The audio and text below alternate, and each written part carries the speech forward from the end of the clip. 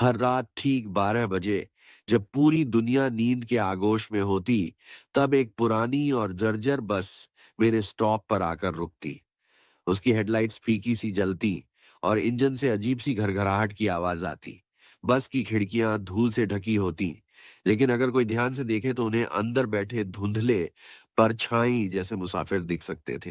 पहले पहल मुझे लगा कि ये कोई पुरानी सेवा में रह चुकी बस होगी, जिसे कोई मिस्त्री चला रहा होगा। लेकिन धीरे धीरे मुझे एहसास हुआ कि ये कोई साधारण बस नहीं थी। ये बस हमेशा खाली सड़क पर ही दिखती। कभी कोई चढ़ता, न कोई उतरता। एक रात हिम्मत कर मैं बस के करीब गया। बस का दरवाजा अपने आप खुल गया, जैसे मुझे आमंत्रित कर रहा हो। अंदर झांकते ही मेरे रोंगटे खड़े हो गए। हर सीट पर सफेद कपड़ों में लिपटे लोग बैठे थे। उनके चेहरे धुंधले और आंखें गहरी काली थीं। उनके हाथों में पुराने टिकट थे, जिन पर साल 1975 की तारीख छपी थी। ड्राइवर सीट पर बैठा आदमी अजीब सा दिखता था। उसकी आंखें गड्ढों जैसी खाली थीं और उसकी खाल पीली झुर्रियों से भरी थी। उसने मेरी ओर देखा और बस में बैठने का इशारा किया।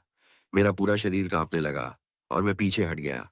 तभी एक बूढ़ी औरत की आवाज आई, अगर एक बार चढ़ गए तो कभी वापस नहीं आ पाओगे। मैंने बिना कुछ सोचे समझे दौड़ लगा दी। पीछे मुड़कर देखा तो बस वहीं खड़ी थी, लेकिन उसकी खिड़कियों से कई आंखें मुझे घूर रही थीं।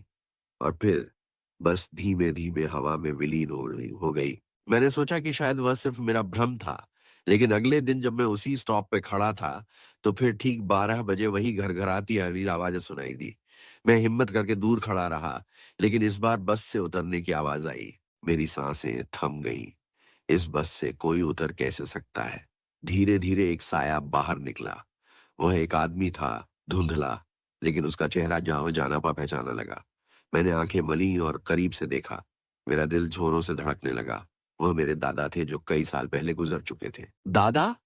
मैं बहुत ही मुश्किल बोल पाया। उन्होंने मेरी तरफ देखा, लेकिन उनकी आंखों में अजीब सी वीरानी थी। उन्होंने बस मेरी ओर हाथ बढ़ाया, जैसे कुछ कहना चाहते हो। तभी बस का ड्राइवर गरजा, जल्दी आओ, समय हो गया। अंतिम चेतावनी दादा के होंठ हिले, लेकिन आवाज नहीं आई। बस उनकी आंखों में एक अजीब दर्द था। मैं उनके पास जाने ही वाला था कि अचानक पीछे से किसी ने मुझे जोर से खींच लिया। जब मैंने पलट कर देखा, तो वह वही बूढ़ी औरत थी जिसने कल मुझे चेतावनी दी थी, मत जा, जो इस बस में चढ़ जाता है वो फिर लौट कर नहीं आता। मैंने दादा की ओर देखा। इस बार उनका चेहरा बदल चुका था। उनकी आंखें गहरे काले गड्ढों में बदल गई थीं और उनका चेहरा डरावना हो गया था। वे अब मेरी ओर नहीं, बल्कि बस की ओर बढ़ रहे थे, और अगले ही पल वे उसमें समा गए, जैसे कभी थे ही नहीं। मैं बिना कुछ कहे दौड़ पड़ा और उस रात के बाद मैंने कभी उस बस स्टॉप की तरफ रुख नहीं किया। लेकिन आज भी जब रात के 12 बजते हैं, मुझे दूर से वही घरघराती आवाज से आवाज सुनाई देती है, और कभी-कभी धुंध में 2 आंखें चमकती दिखती हैं। शायद मेरे दादा की,